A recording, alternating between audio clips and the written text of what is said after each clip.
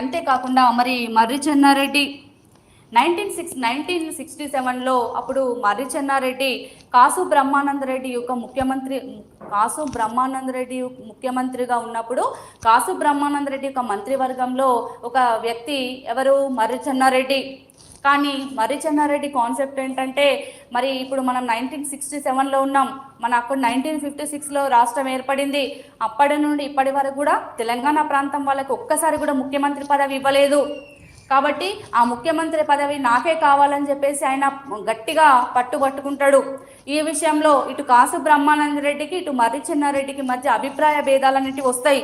ఈ అభిప్రాయ భేదాలు రావడంతో కేంద్ర ప్రభుత్వంలో శ్రీమతి ఇందిరాగాంధీ మేడం గారు ఏం చేశారనంటే, మరి ఈ విధంగా మర్రి చెన్నారెడ్డి ఇట్లాంటి ధోరణితోనే ఉంటే భవిష్యత్తులో ప్రమాదకరమని భావించి రాష్ట్ర రాజకీయాలను ఆయనని దూరంగా ఉంచాలని భావించి శ్రీమతి ఇందిరాగాంధీ గారు కేంద్ర ప్రభుత్వంలో ఉక్కు గనుల శాఖ మంత్రి పదవిని మర్రి చెన్నారెడ్డికి అప్పజెప్తే అయితే ఇంతకుముందు జరిగినటువంటి అసెంబ్లీ ఎన్నికలలో మర్రి చెన్నారెడ్డి వందే మాత్రం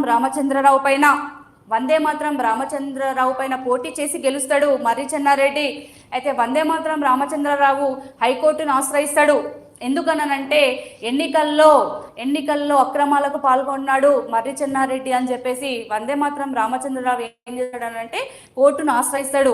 హైకోర్టు ఏమని తీర్పు చెప్తుందనంటే, మరి ఇక్కడ మర్రి చెన్నారెడ్డి ఎన్నికలలో అక్రమాలకు పాల్గొనడం అనేది ఇది వాస్తవం అని చెప్పి సాక్ష్యాలన్నీ చూసి పరిశీలించిన తర్వాత హైకోర్టు తీర్పు చెప్తుంది. మర్రి చెన్నారెడ్డి ఎన్నికలలో అక్రమాలకు పాల్పడ్డది నిజమే అని చెప్పేసి.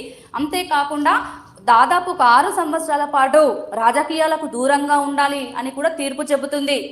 సో ఈ విధంగా మర్రి చెన్నారెడ్డి ఈ హైకోర్టు తీర్పు చెప్పడంతో మర్రి చెన్నారెడ్డి సుప్రీంకోర్టును ఆశ్రయించిన తర్వాత సుప్రీంకోర్టు కూడా ఇదే విషయాన్ని ప్రూవ్ చేసి ఏమంటుంది, మా హైకోర్టు ఇచ్చినటువంటి తీర్పుని సుప్రీంకోర్టు కూడా సమర్థిస్తూ దాదాపు 6 సంవత్సరాల పాటు రాజకీయాలకు దూరంగా ఉండాలని చెప్పేసి తీర్పు చెప్తుంది సుప్రీంకోర్టు. దీంతో మర్రి చెన్నారెడ్డి ఒక రాజకీయ నిరుద్యోగిగా మారతాడు మర్రి చెన్నారెడ్డి.